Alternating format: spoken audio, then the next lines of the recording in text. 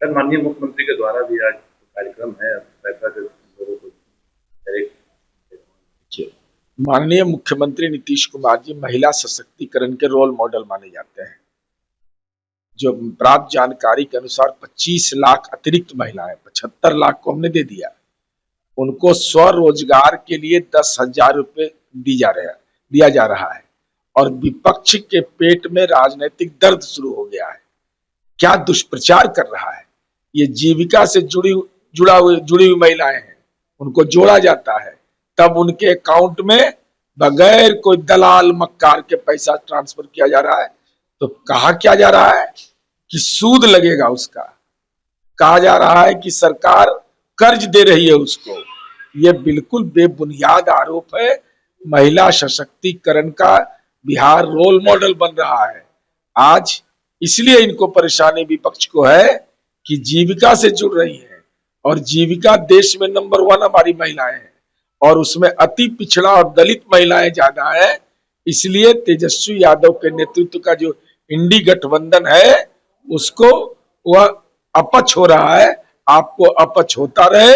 माननीय मुख्यमंत्री जी काम के लिए जाने जाते हैं, और काम के लिए आज 10,000 रुपए की राशि 25 लाख महिलाओं को एक साथ ट्रांसफर करेंगे। ये बदलता बिहार है। कल विजयदशमी के दिन संजय राउत ने कहा है कि कितना मुंबई में बारिश में रावण को जलाएंगे, कैसे डुबाना है। इस बार दिल्ली के सरकार को डुबाना नहीं बल्कि जला देना। संजय राउत जी, आप माननीय सांसद हैं, आपको इस बात का एहसास नहीं है। विजयदशमी आमतौर पर असत्य पर सत्य का विजय है, और आप इसके राजनीतिक संदर्भ देख रहे हैं। अतिवृष्टि, आपको एहसास नहीं होता है कि लंबे अरसे तक हुकूमत किया आपने, आधारभूत संरचना में कहीं ना कहीं परेशानी है, जिसके चलते अतिवृष्टि में परेशानी आती है।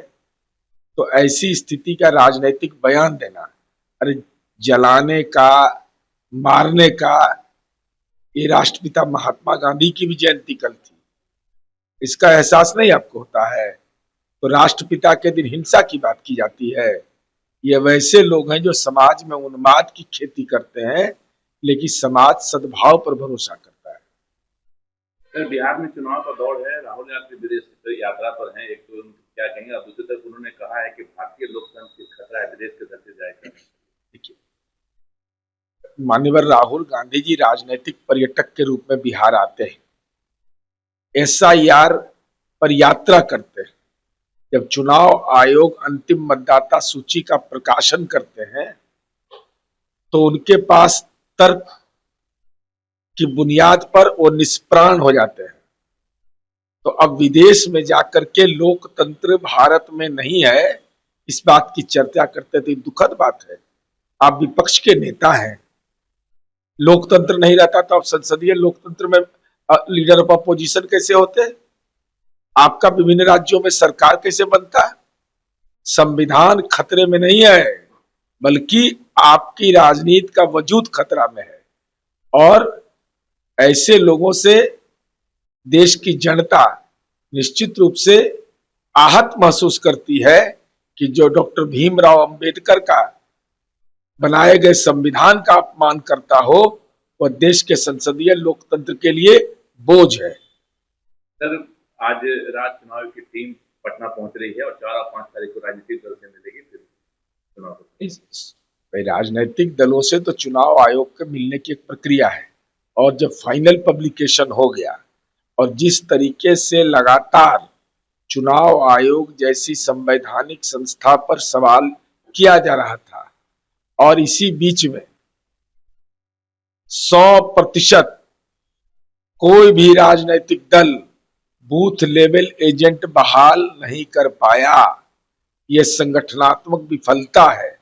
साथ ही साथ अब जो लोग आपत्ति व्यक्त कर रहे थे कि पिछड़ा, दलित, अति पिछड़ा का, अल्पसंख्यक का वोट काटा जा रहा है, तो आज 25 लाख अनुमानित नए वोटर जुड़े हैं।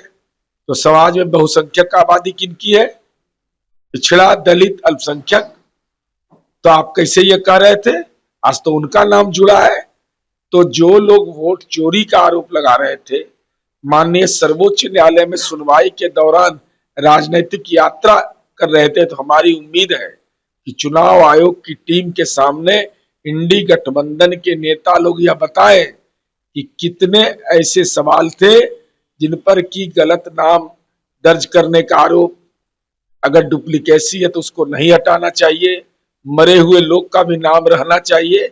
इन तमाम तथ्यों को हम तो समझते एफिडेविट के साथ देना चाहिए, तब समझ में आ जाएगा कि तर्क में दम है या बिना दम के है।